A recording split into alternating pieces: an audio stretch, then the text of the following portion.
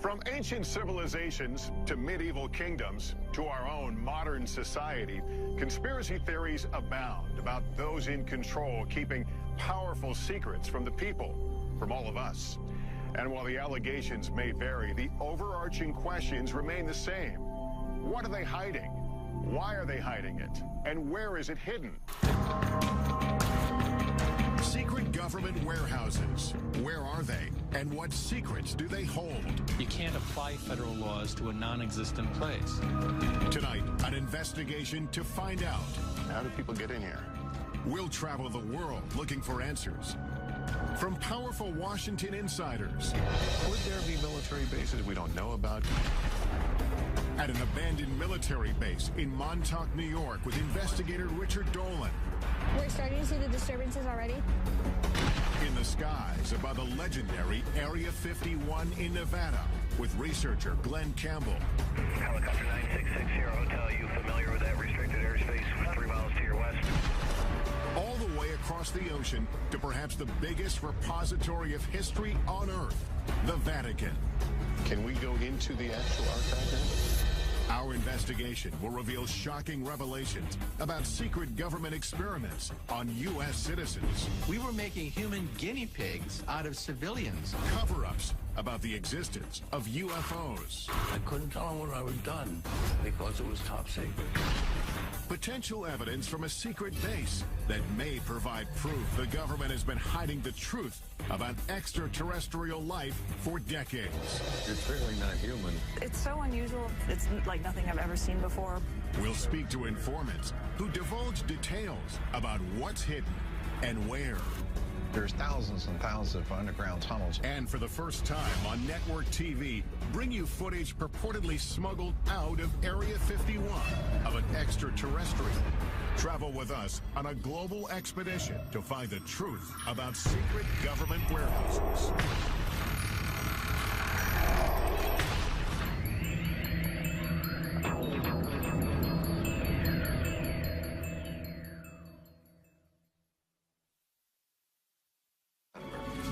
Welcome to Warehouse 13.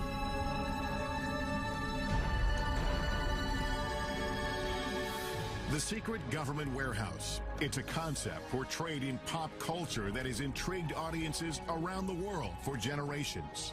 What is this place? Officially, K39ZZZ on the North American grid. But I like to think of it as America's attic. In the sci-fi series Warehouse 13, 2 Secret Service agents are sent to a classified location in the middle of the desert.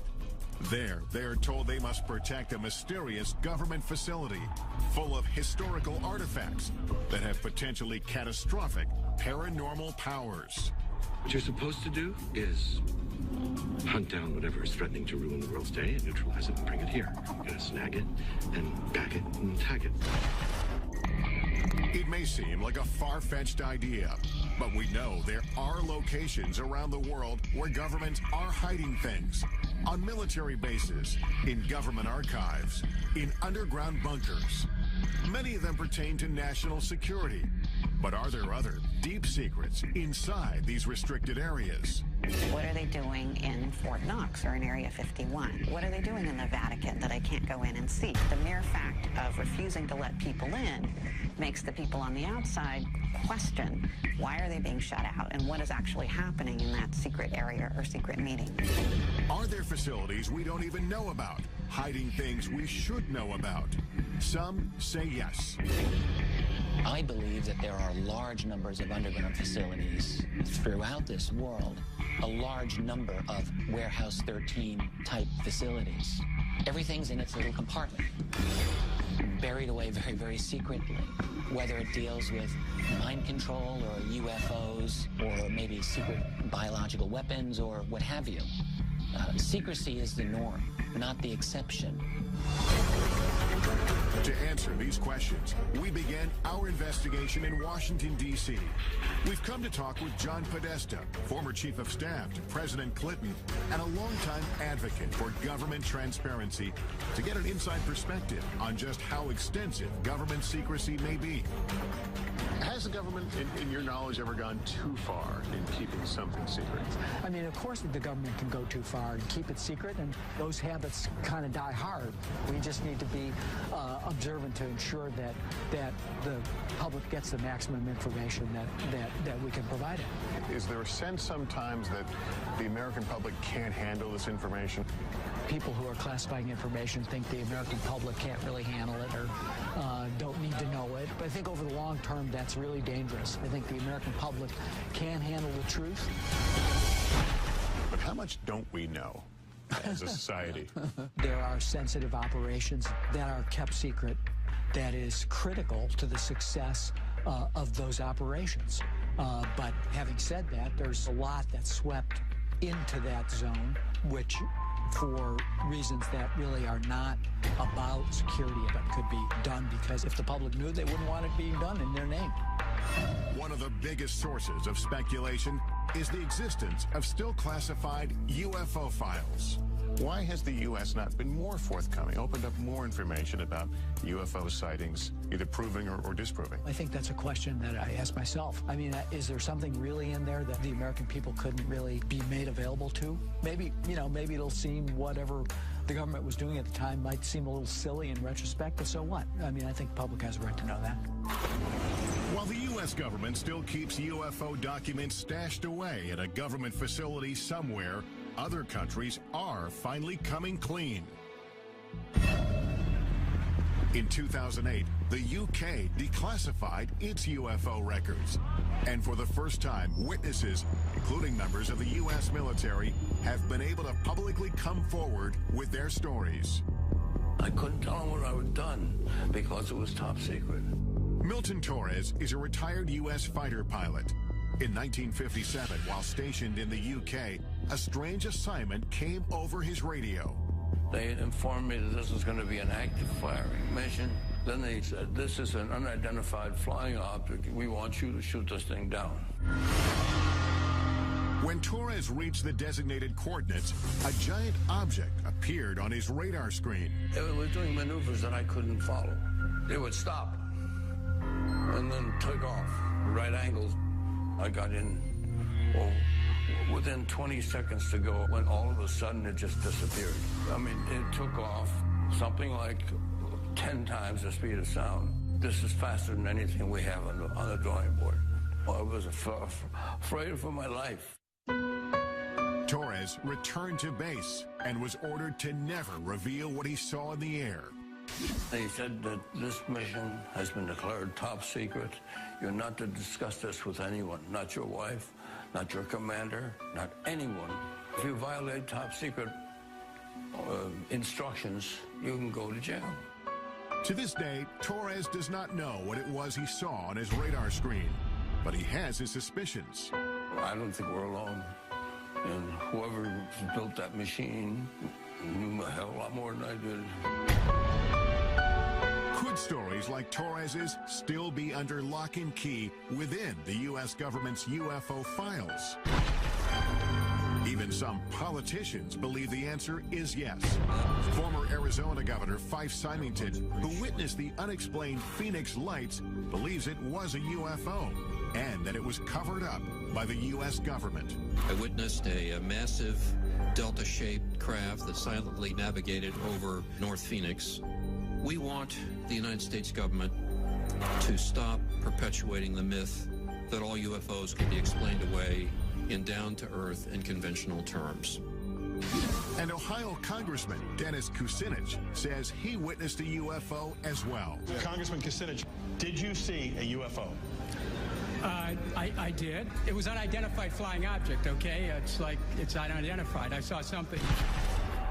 Does the government know something about alien technology that it isn't telling us? I am convinced that our government has physical evidence, has answers, has information pertaining to the actual existence of UFOs. Many believe if there is evidence of UFOs, it is held deep underground here at the remote Air Force Base in Nevada, commonly known as Area 51. The heavily guarded base is so shrouded in security and mystery, it wasn't even acknowledged by the government until 1994. Even today, it is hard to sort out who officially oversees it. We filed a written request for access, but weeks went by with no reply, so we decided to call. We put in an official request to film at the government facility at Groom Lake, also known as Area 51. I do think that there is some merit to be able to get onto a base such as yours and see what actually is there and what kind of programs taxpayer dollars are paying for. Thank you so much. Bye-bye. You said that you would be willing to look at our request. While we wait for a reply, we focus on another location steeped in lore. Camp Hero State Park in Montauk, New York. Author and investigator Richard Dolan heads there to look into claims of covert mind control, time travel, and teleportation experiments conducted by the government in underground facilities. I want to find some kind of evidence to show that there may have been substantial underground activity around here. If we get that, maybe we can have another jumping off point for a further investigation.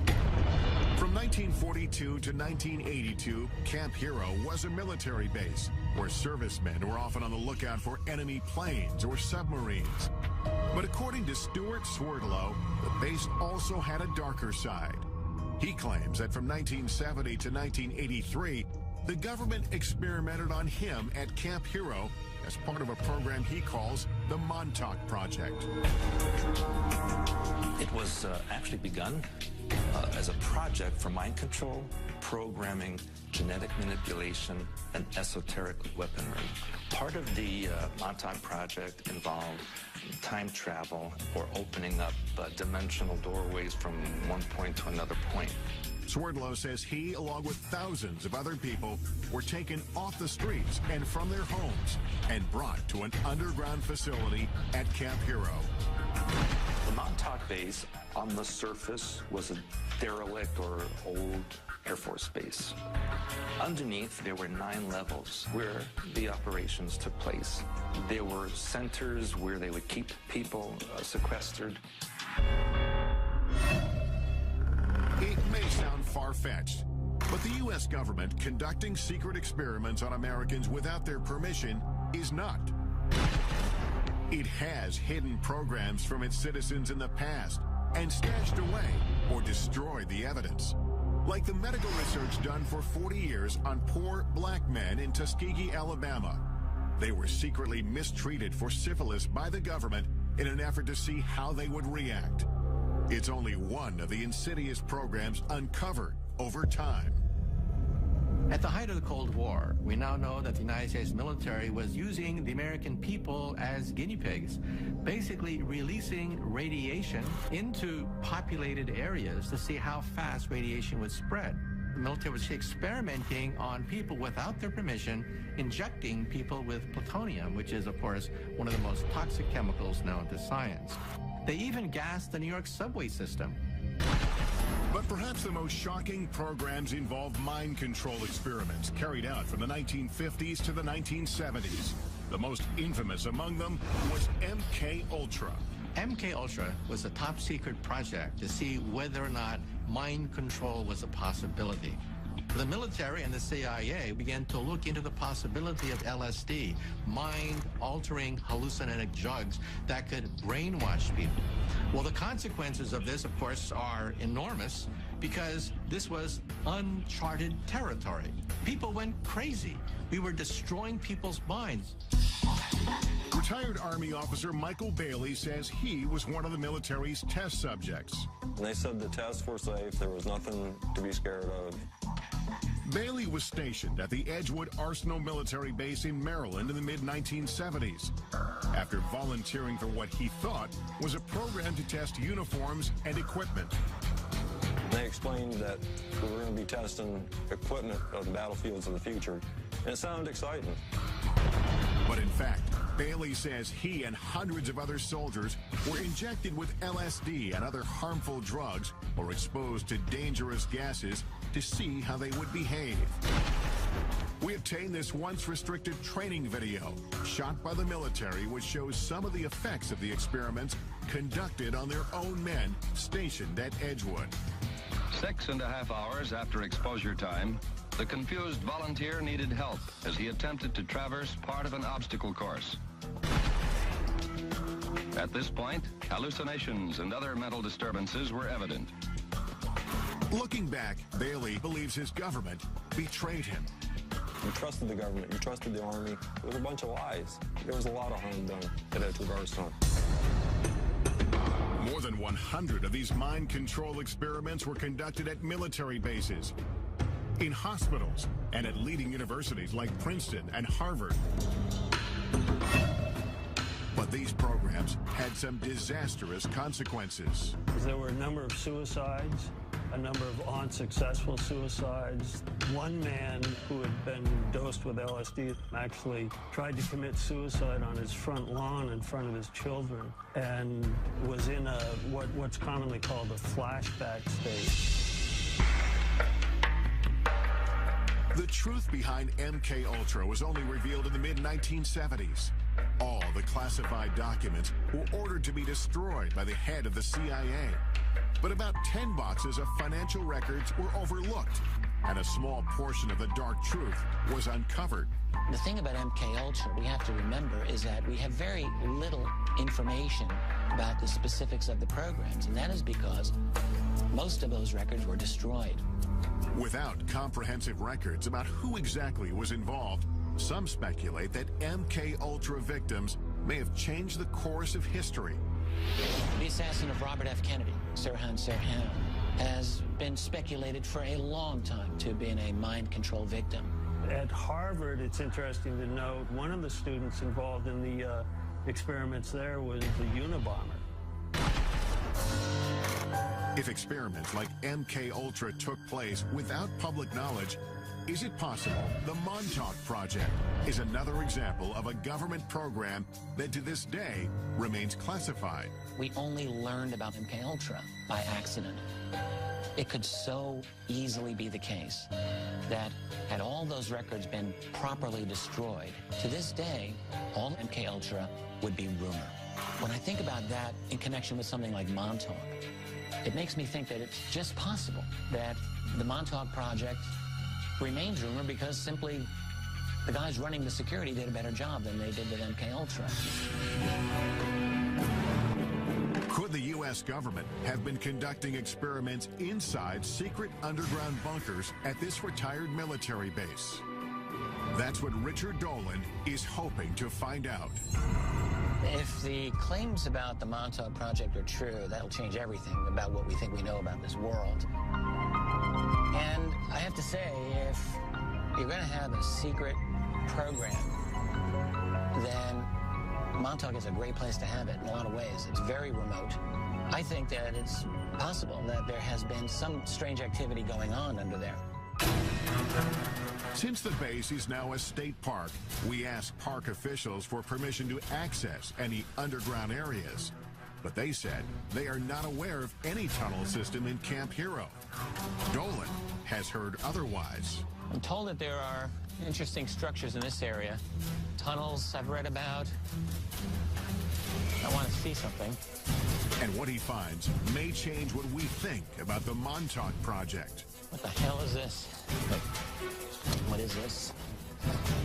Ahead, I'll join Dolan at Montauk, where we'll use cutting-edge technology to look below the ground. There is something here that could be an underground structure.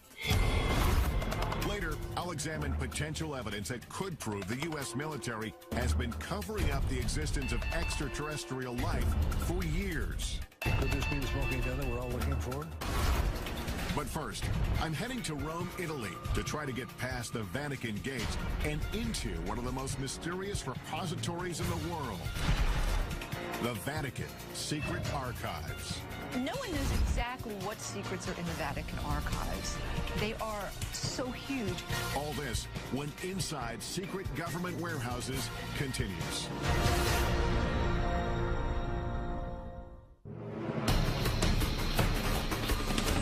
Investigation into the world's most secretive warehouses brings us here to Rome, Italy, home to the smallest sovereign state in the world, but also one of the most influential, Vatican City. It is the headquarters of the Catholic Church and its 1 billion followers. And although its government rules over only 108 acres of land, the reach of its power has extended around the world. The Vatican is an intriguing place because it's the oldest continuously existing organization on the face of the earth. You can trace it back 2,000 years.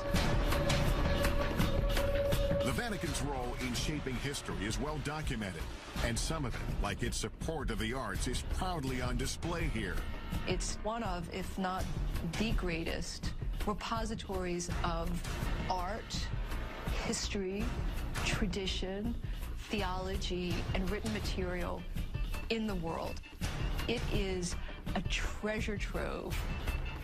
Behind me are the hallowed halls of Vatican City, and somewhere deep inside, the Vatican's secret archives.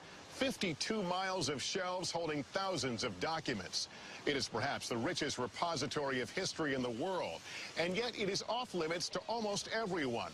For years, scholars and citizens alike have wondered what's hidden inside. Is the Vatican guarding powerful secrets? No one knows exactly what secrets are in the Vatican archives. They are so huge, and scholars are rather limited in what they're allowed to look at. I don't know that we'll ever know everything that they have there. The secrecy and lack of access have stoked the interest of academics, writers, and even Hollywood. In the novel and later movie The Da Vinci Code, it is speculated that the church might be hiding the truth about the bloodline of Jesus Christ. While in the movie Angels and Demons, an ancient document stored inside the archives holds the key to preventing a secret society called the Illuminati from exacting revenge on the Vatican. This way, please. The archives in the movie is a vast, highly secure, state-of-the-art facility filled with millions of documents. The chambers are hermetic vaults. Oxygen is kept at lowest possible levels. There's a partial vacuum inside. Could the real Vatican secret archives be a facility like this one? And could there be documents inside pertaining to explosive subject matter the church may want hidden? Like prophecies about the apocalypse, evidence of a supposed bloodline of Christ, exorcisms, or secret societies. Information that might alter our understanding not just of the church, but of history. Recent discoveries tell us yes. Vatican archivist Barbara Frale found a document buried inside that is key to understanding the Pope's role in the execution of the legendary Knights Templar. Many people believe that Pope Clement V led the investigation into the Templar Knights and disavowed them and led to their downfall. You have found a document. What does that document tell us about the story? In 2001, we found in the Vatican's secret archive an original parchment belonging to Pope Clement V, who asked for a secret hearing for the masters of the Templar Order, absolving them, as he was convinced they weren't heretics. Now we know that the Church never condemned the Templar Order, and that it was the King of France's act of violence and abuse to cause the closure of the order. Because this document was filed in the archives in a strange way, its existence remained unknown for hundreds of years. This makes me wonder, could there be other documents about other important pieces of history that have not been found? There are still millions of documents which are yet undiscovered in the Vatican secret archive. So what else might be hidden unintentionally or intentionally inside? Much of the speculation about what is intentionally withheld is about end-of-the-world prophecies, like the famous Third Secret of Fatima. It is one of the most well-known and important prophecies to Catholics around the world. The story goes that in 1917, a vision of the Virgin Mary appeared several times to 3 small children near Fatima, Portugal. Today, a site where thousands of the faithful flock each year. During her visits, the vision is said to have shared 3 secrets about the future. But the Vatican only revealed the first 2. The first one was a vision of hell. The second one had to do with the end of World War I and the beginning of another great war shortly thereafter if Russia wasn't converted to Catholicism. But the third secret was withheld, leaving some, like Fatima researcher Christopher Ferrara, to wonder what it said. In 1960, for reasons unknown, the Vatican let it be known that the secret was going to be placed under seal forever. But on June 26, 2000, the Vatican finally relented under mounting pressure and published a vision. The announcement of a third secret made international news. For years, people speculated that the third secret was actually a prophecy about the end of the world. Today, before 500,000 followers, a Vatican official revealed the secret. The vision showed a bishop dressed in white, shot down by a burst of gunfire. According to the Vatican, the prophecy of the third secret was fulfilled on May 13th, 1981. That's when the Pope, interpreted as the bishop in white, was shot here on St. Peter's Square as he waved to the faithful from his vehicle. But there are those who don't believe that explanation. They believe the real third secret may still be hidden inside the Vatican, and that it contains an even more startling revelation. A revelation about a global crisis. The secret involves a crisis in the church and some kind of apocalyptic scenario that affects every man, woman, and child on the face of the earth.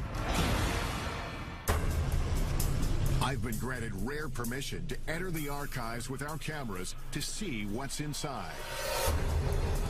The first thing I'm shown is kept in the head archivist's office, and it exemplifies the kind of rich history that's stored here. Explain what this document is we're looking at. This is the letter addressed to Clement VII from the Lords of the English Parliament, in which they asked the Pope to annul the wedding between Henry VIII and Catherine of Aragon. This led to the Church of England breaking away from the Catholic Church, did it not? Si. But not all the documents get such a grand display. Most of them are buried deep inside the main archives facility. The Archives Secretary General, Luca Carboni, has agreed to meet with me and take me into the heart of it all. Can we go into the actual archive now? We go to see the storage of the storage, archives. where the archives the storage.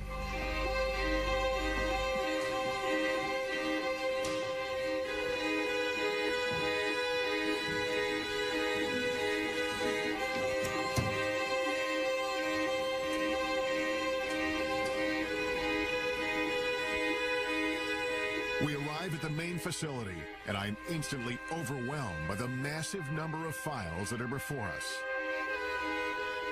We are standing amid the history of the Catholic Church, but this is also an important part of the history of the world, isn't it? The Vatican Archives is important in the world, unique because we preserve a continuous chronological space of over 800 years, from 1198 onwards. Documents as varied as records of medieval families to letters from the brilliant astronomer Galileo, who had famous battles with church leaders of his time, live on these shelves. So you have a correspondence from Galileo. We have a simple letter to a cardinal from Galileo. So that's Galileo's signature. Galileo's signature from Florence in the 18th of December 1628. There is just so much here. Is it possible that there are things here that even the archivists don't know about? Yes, each day we discover something new or something interesting. When you use the term secret here... Okay, secret means private. Secret in this case doesn't mean things that no one can see. No, only private. Private, but off limits to all but about 1,000 researchers handpicked by the Vatican each year. It's not hard to imagine how documents can get buried in this vast warehouse, either accidentally or on purpose. The secrets of Fatima, would we find something about the secrets of Fatima here? No. Here is not preserved. If I don't remember, if I remember well, it's not here.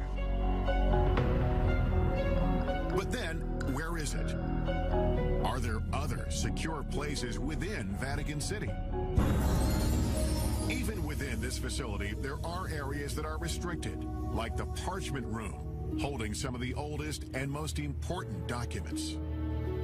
Can scholars and researchers come here? No. Only the staff of the Vatican Archives. All your parchment are kept here? We preserve 50,000 of single parchment in this room on the floor. The air feels different. Is the climate controlled here? Yes, it's under control.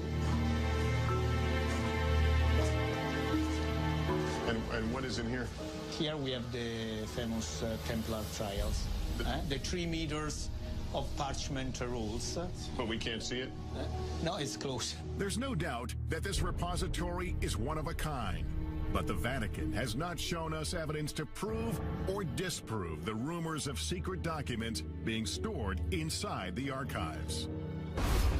So we're headed to Montauk, New York, to look for clues into claims of underground mind control and time travel experiments. And later, we're going to some of the most heavily guarded military bases in the U.S. to investigate reports that proof of alien life is stored inside. All this when Inside Secret Government Warehouses continues.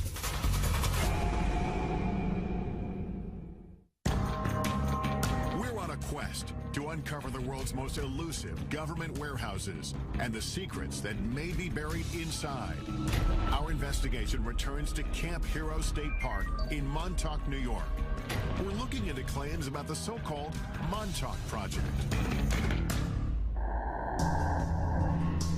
The story goes, the radar tower behind me was once the epicenter of the Montauk Project's dangerous mind control experiments, and that 9 subterranean levels beneath the tower housed top-secret technology that transported thousands of people through time and space.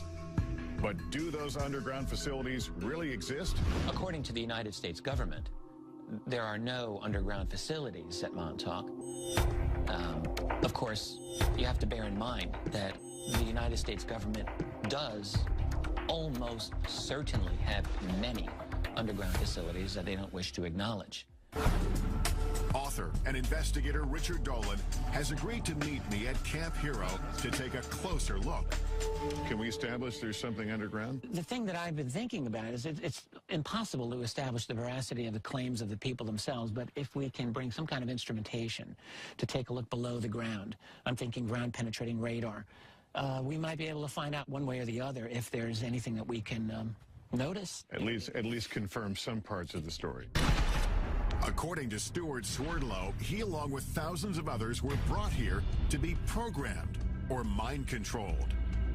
I was subjected to many types of experimentations, interrogations, indoctrinations.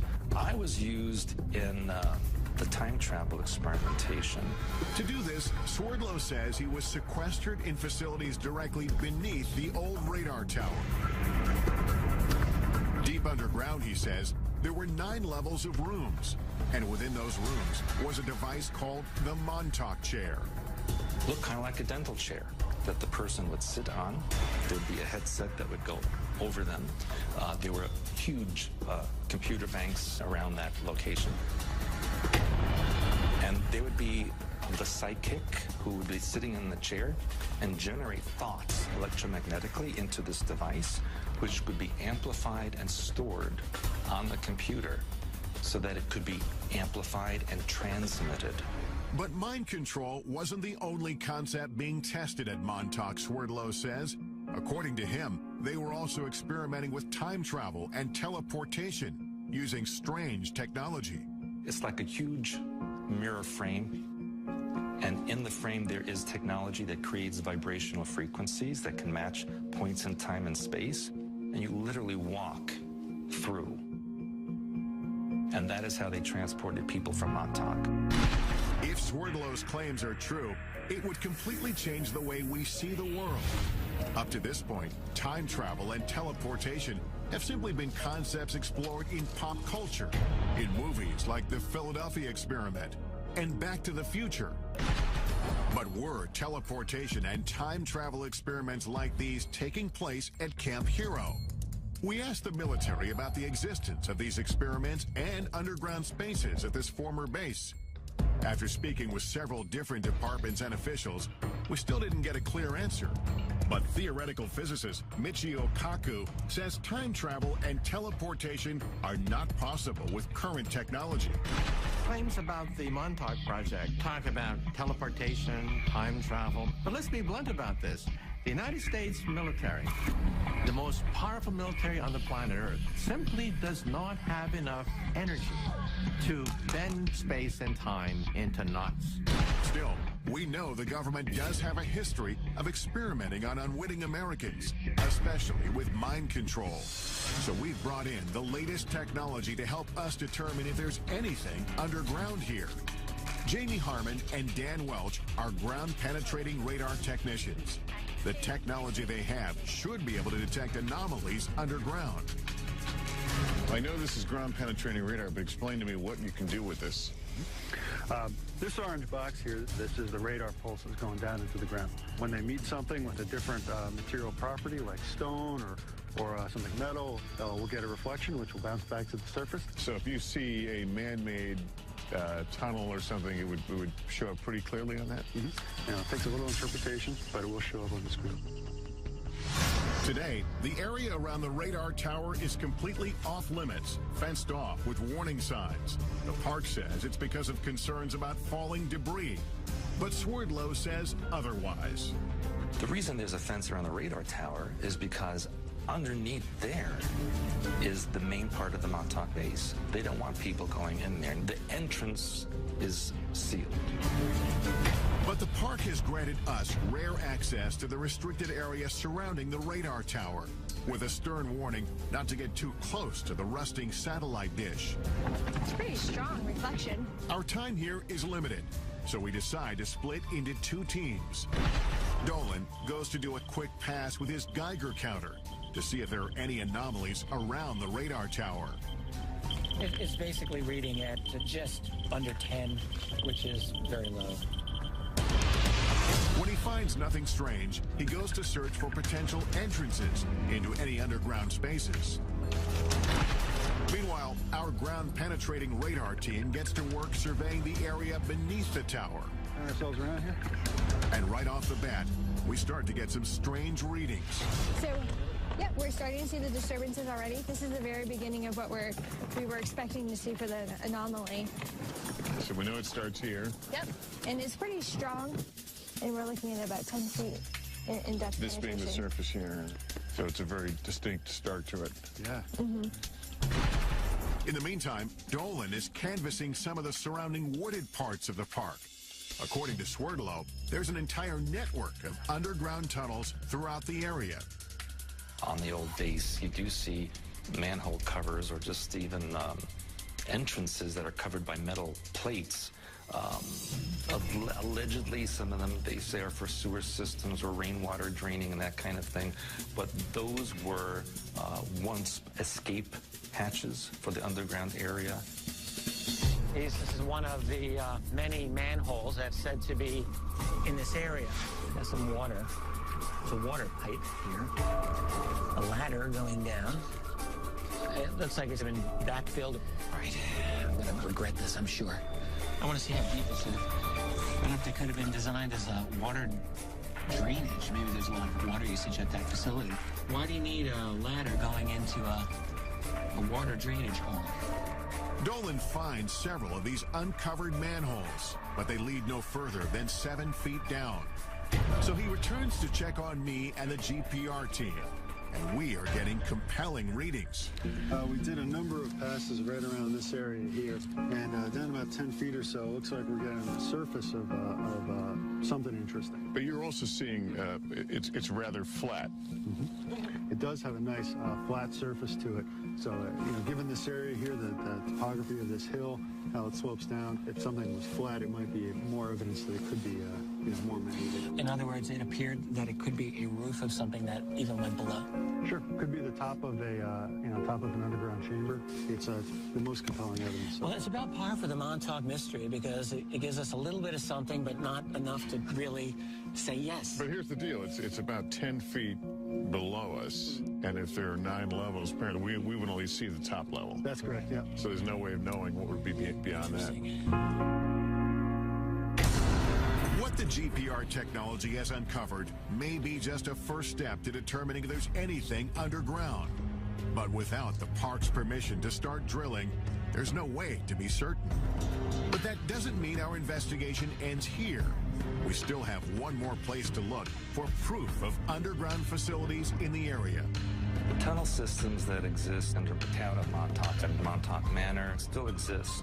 These locations have tunnel systems that go towards the Montauk base. We've come to the Montauk Manor, an old hotel built in 1927, to see if we can find these supposed underground tunnels and whether they lead to Camp Hero 5 miles away. So what is this place? These are the access tunnels, like the foundation of the Montauk Manor and building 27. And the tunnels go for quite a ways.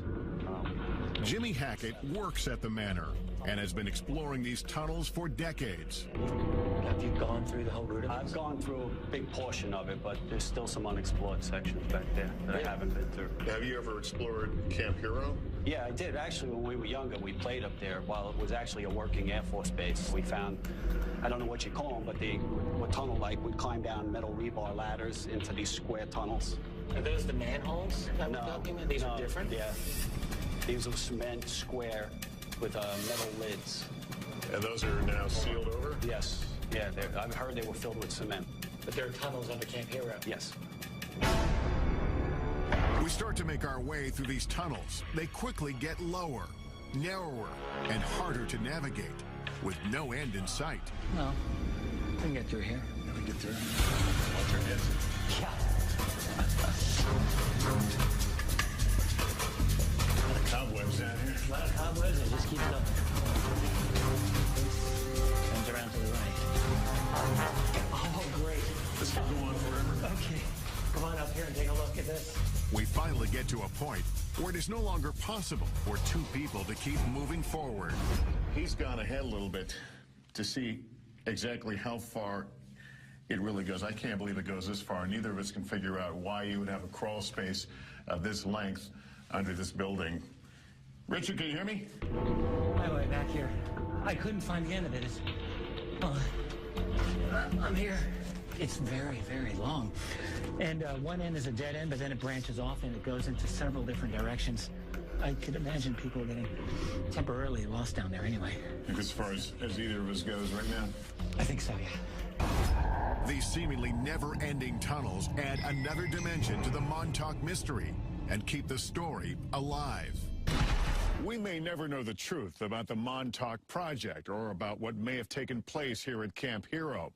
What we do know, of course, is that military bases here in the U.S. and around the world are ideal places to hide classified projects. And that's exactly where we're headed next, to 2 of the most secretive, heavily guarded military bases in the country. Our first stop is Wright-Patterson Air Force Base in Ohio. Could the potential evidence we uncover there prove once and for all the base has been engaged in a cover-up of alien life? He says, forget you ever seen this, forget you ever worked on it, don't talk about it. And later, we'll head for the skies in an effort to get the closest look possible at Area 51, where alien technology and life is said to be stashed away. All this when Inside Secret Government Warehouses continues.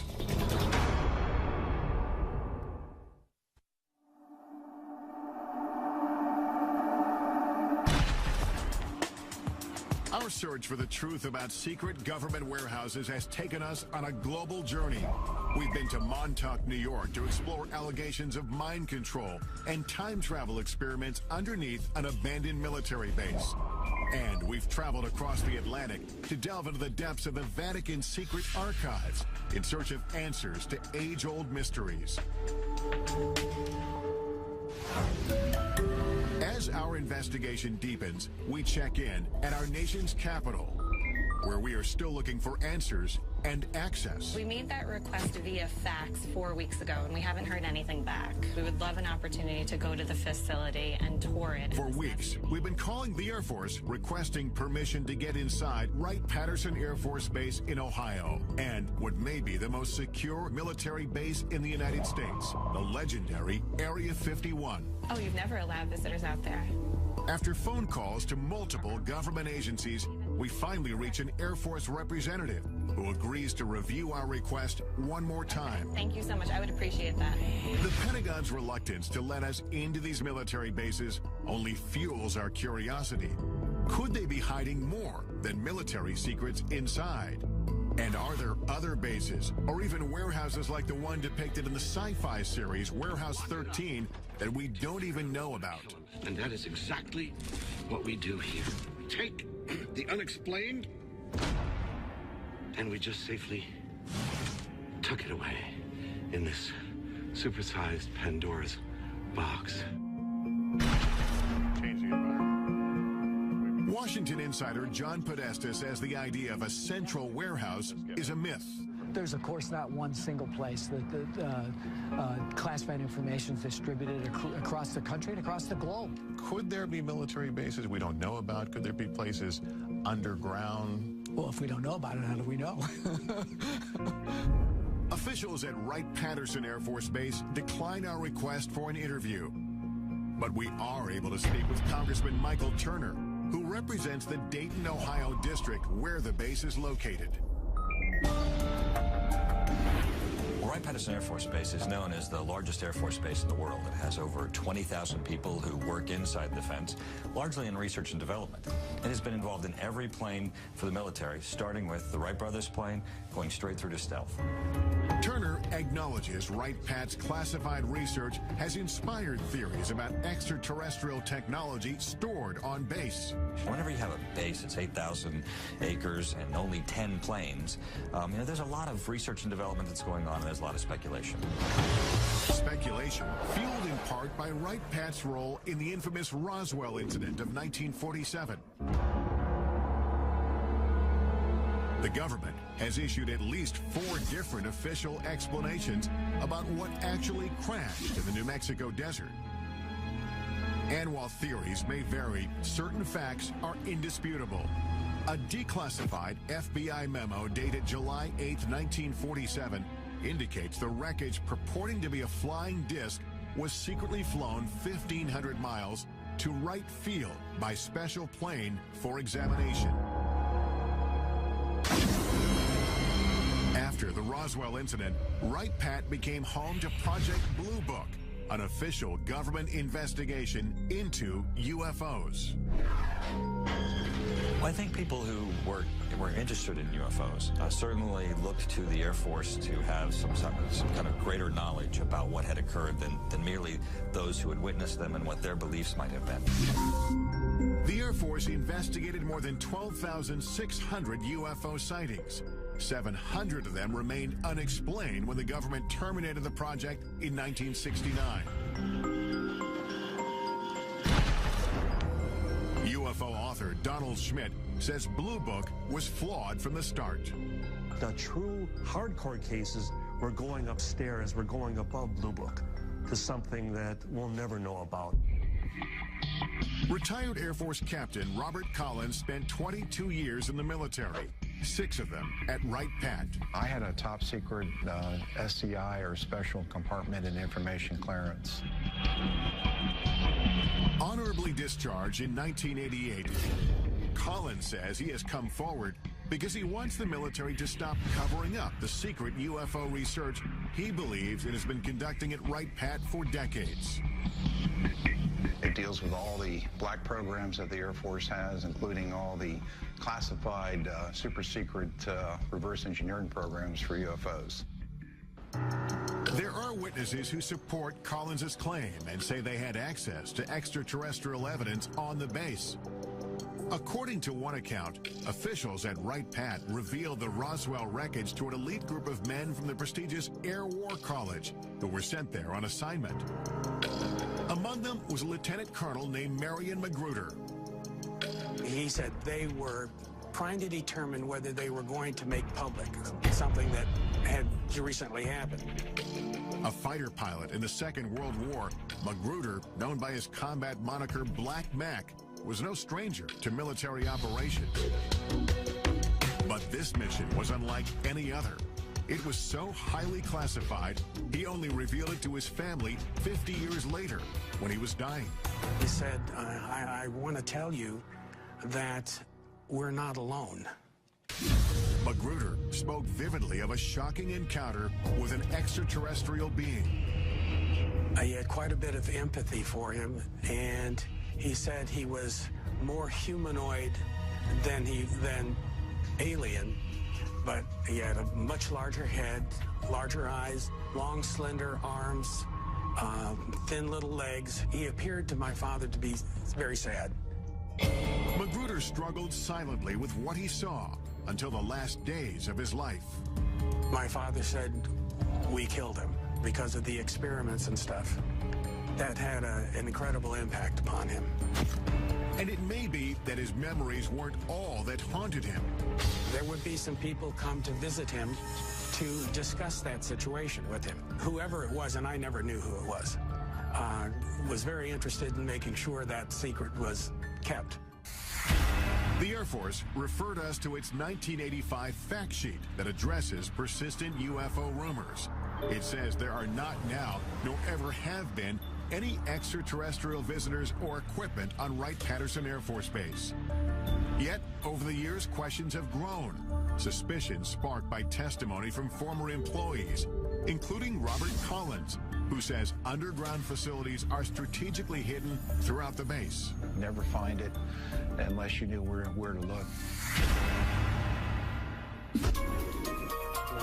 Coming up, reports of a complex labyrinth deep underneath Wright-Patt. And physical evidence allegedly from the base that may prove a government cover-up of alien life. I'm too old to worry about my reputation. And later, travel with us to the Nevada desert for an unprecedented investigation into Area 51.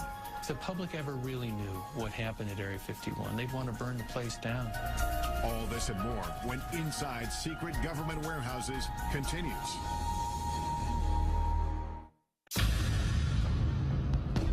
We've come to Wright-Patterson Air Force Base in Dayton, Ohio to investigate the truth about what may be hidden inside.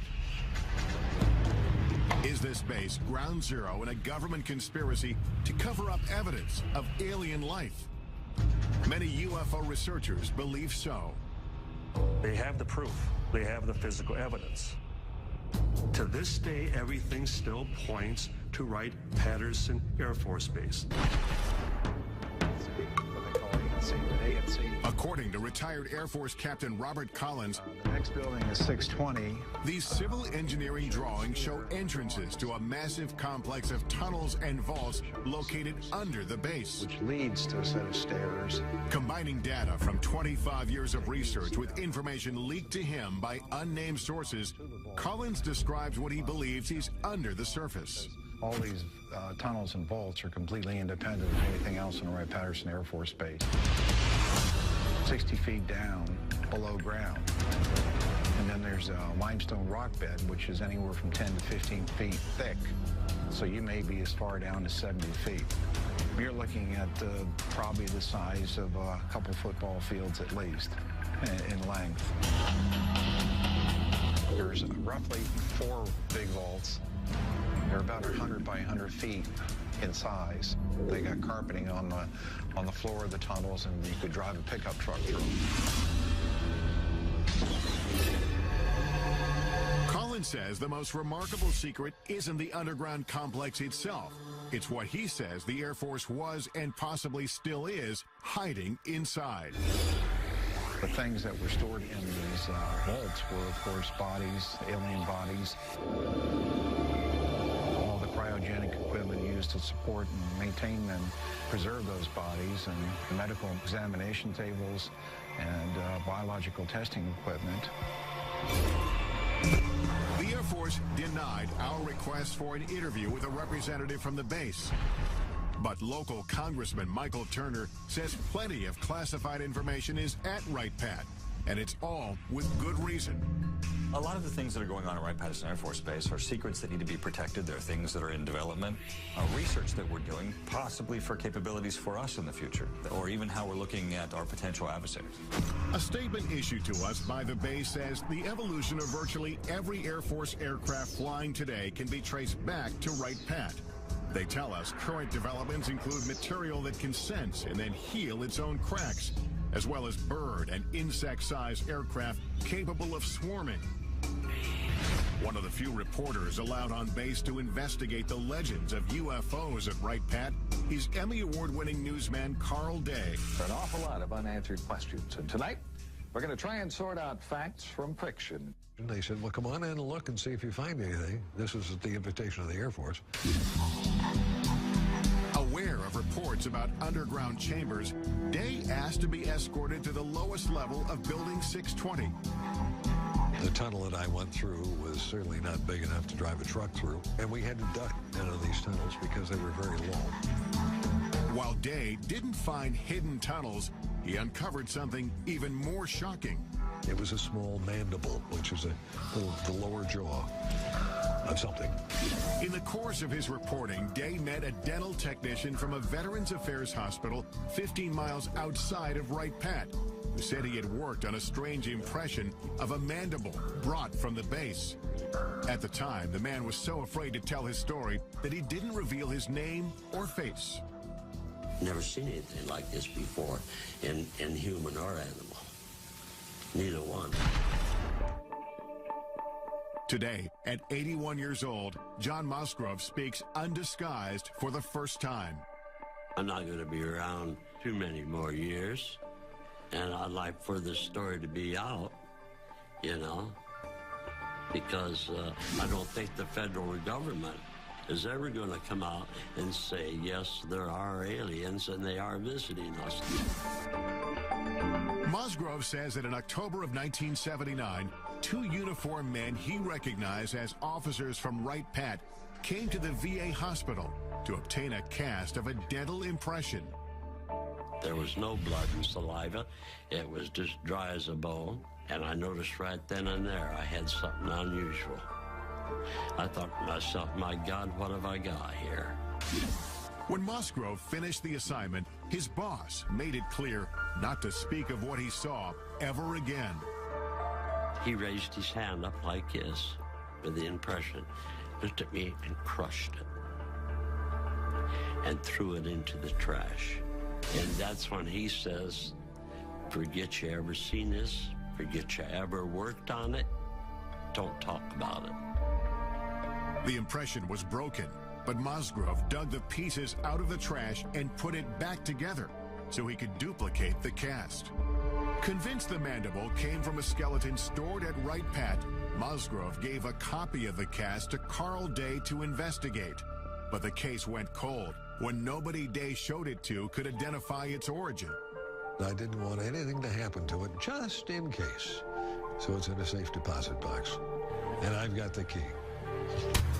Day agreed to retrieve the mandible from his personal repository. There it is. This is the first time it's ever been shown on national television.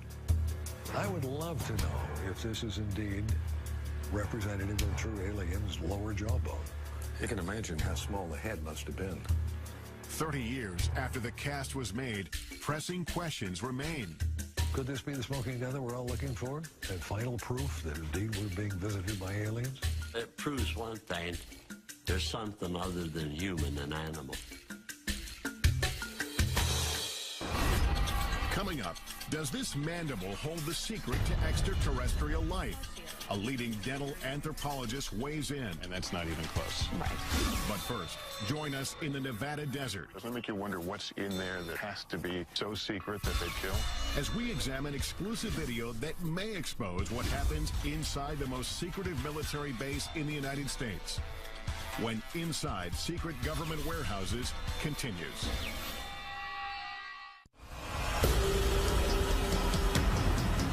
Our global journey leads us to one of the most mysterious military facilities on Earth.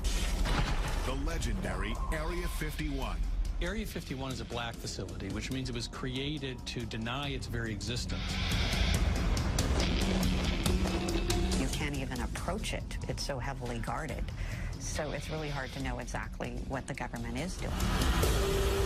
Government secrecy surrounding Area 51 has made the base so notorious that it's even depicted in blockbuster movies like Independence Day. In the film with John Podesta, former chief of staff to President Clinton, and a longtime advocate for government transparency, to get an inside perspective on just how extensive government secrecy may be. Has the government, in your knowledge, ever gone too far in keeping something secret? I mean, of course the government can go too far and keep it secret, and those habits kind of die hard. We just need to be observant to ensure that the public gets the maximum information that we can provide it. Is there a sense sometimes that the American public can't handle this information? People who are classifying information think the American public can't really handle it or don't need to know it. But I think over the long term, that's really dangerous. I think the American public can handle the truth.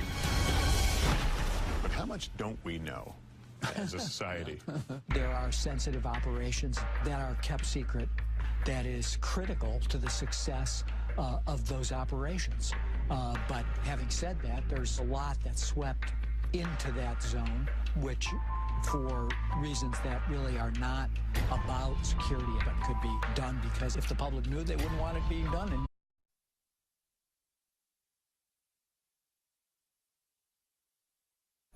from ancient civilizations to medieval kingdoms to our own modern society, conspiracy theories abound about those in control keeping powerful secrets from the people, from all of us. And while the allegations may vary, the overarching questions remain the same. What are they hiding? Why are they hiding it? And where is it hidden? Secret government warehouses. Where are they? And what secrets do they hold? You can't apply federal laws to a non-existent place. Tonight, an investigation to find out. How do people get in here? We'll travel the world looking for answers. From powerful Washington insiders. Would there be military bases we don't know about? At an abandoned military base in Montauk, New York, with investigator Richard Dolan. We're starting to see the disturbances already. In the skies above the legendary Area 51 in Nevada, with researcher Glenn Campbell. Helicopter 9660 Hotel, you familiar with that restricted airspace 3 miles to your west? All the way across the ocean to perhaps the biggest repository of history on Earth, the Vatican. Can we go into the actual archive now? Our investigation will reveal shocking revelations about secret government experiments on U.S. citizens. We were making human guinea pigs out of civilians. Cover-ups about the existence of UFOs. I couldn't tell them what I was done because it was top secret. Potential evidence from a secret base that may provide proof the government has been hiding the truth about extraterrestrial life for decades. You're clearly not human. It's so unusual. It's like nothing I've ever seen before. We'll speak to informants who divulge details about what's hidden and where. There's thousands and thousands of underground tunnels. And for the first time on network TV, bring you footage purportedly smuggled out of Area 51 of an extraterrestrial. Travel with us on a global expedition to find the truth about secret government warehouses.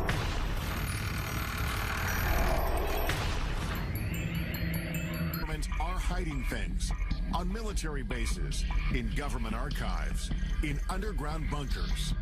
Many of them pertain to national security. But are there other deep secrets inside these restricted areas?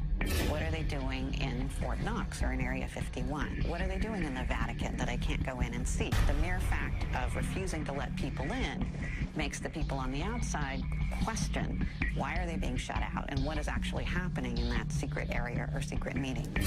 Are there facilities we don't even know about, hiding things we should know about? Some say yes. I believe that there are large numbers of underground facilities throughout this world, a large number of Warehouse 13 type facilities. Everything's in its little compartment, buried away very, very secretly, whether it deals with mind control or UFOs or maybe secret biological weapons or what have you. Secrecy is the norm, not the exception. To answer these questions, we began our investigation in Washington, D.C. We've come to talk...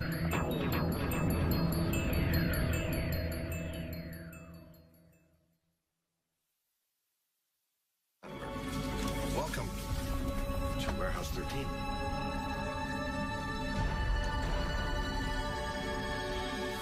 The secret government warehouse. It's a concept portrayed in pop culture that has intrigued audiences around the world for generations. What is this place? Officially, K39ZZZ on the North American grid. But I like to think of it as America's attic. In the sci-fi series Warehouse 13, 2 Secret Service agents are sent to a classified location in the middle of the desert. There, they are told they must protect a mysterious government facility full of historical artifacts that have potentially catastrophic paranormal powers. What you're supposed to do is hunt down whatever is threatening to ruin the world's day and neutralize it and bring it here. You gotta snag it and bag it and tag it. It may seem like a far-fetched idea, but we know there are locations around the world where government